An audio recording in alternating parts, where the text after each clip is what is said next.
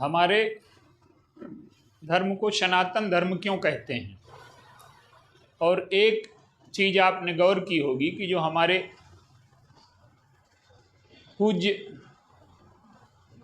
ईश्वर के जो मूर्तियां हैं, जो ईश्वर की या उनके जो चित्र हैं, उनमें मूछें नहीं दिखाई जाती, उनको हमेशा युवा दिखाया जाता है। इसका क्या रहस्य है?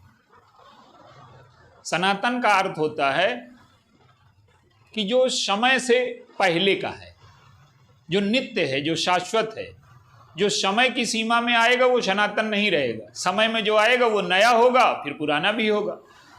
तो जो समय से परे है, तो ये जो शरीर है ये दो चीजों से मिलकर के बना है, नित्य और सनातन। अनित्य प्रकृति, आत्मा नित्य है, प्रकृति अनित्य है।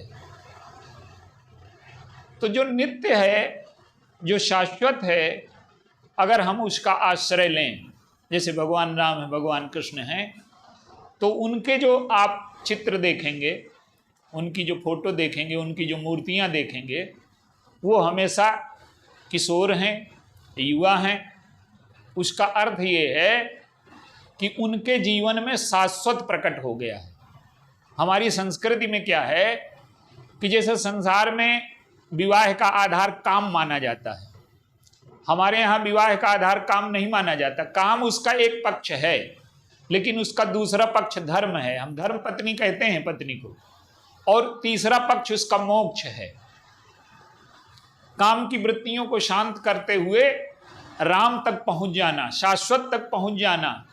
इस मिथ्या का सदुपयोग करें, जो नश्वर है इसका सदुपयोग करें और शाश्वत तक पहुंच जाएं। आप एक चीज देखेंगे, जो उच्च कोटि के महात्मा हैं, आज भी आप देखोगे कि उनके चेहरे में भोलापन है। उम्र 80 की हो गई, लेकिन उनकी आंखों में सरलता है, चेहरे में भोलापन है। क्यों है ये? क्यों कि उनका अंतःकरण शांत हो चुका है, समाहित हो चुका है, शाश्वत से उनका संबंध जुड़ गया है। हमारे जीवन में तनाव रहता है, चिंता रहती है, उदासी रहती है, इसलिए हमारा चेहरा विकृत होता रहता है, हमारे चेहरे पर झुर्रियाँ आ जाती हैं। तो हमारा जो जीवन है उसे हमें करना क्या है? हमें सनातन से जोड़ना है, शाश्वत से जोड़ना है, सत्व से जोड़ना है। और जब हम सनातन से जुड़ जाएंगे तो हमारे चेहरे पर नित्य नई ताजगी, नित्य जो शाश्वत का प्रतिबिंब है हमारे जीवन में दिखने लगेगा।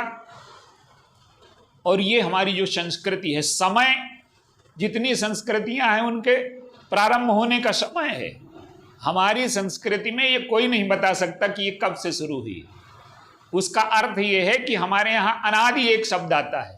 जैसे सत्य है, सत्य का अनुसंधान होता है, सत्य प्रकट होता है। सत्य जैसे आर्किमिडीज ने खोजा या किसी वैज्ञानिक ने सिद्धांत खोजा। जैसे बिजली का आविष्कार जब हुआ तो क्या इसके पहले लाखों वर्षों पहले बिजली नहीं थी? बिजली थी, लेकिन उस व्यक्ति ने उस रहस्य को जान लिया प्रकृति के कि बिजली बनती कैसे। इसलिए वैज्ञानिक कोई नई चीज नहीं खोजता। जो शाश्वत नियम हैं सृष्टि के, उन्हीं नियमों का उद्घाटन कर देता है, जानकारी हो जाती है। और इन्हीं शाश्वत नियमों को हम जानते रहे हैं। हमारे यहाँ चेतना का विज्ञान है, पदार्थ का विज्ञान तो अब विकसित हुआ।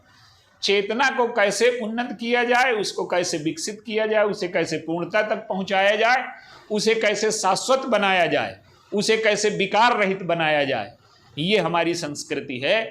तो मनुष्य को पूर्णता तक पहुंचाने की, शाश्वत बनाने की, दुख से मुक्त करने की, तनाव से मुक्त करने की जो पद्धति है वो सनातन पद्धति है। बोलिए सियावर रामचंद्र की जय।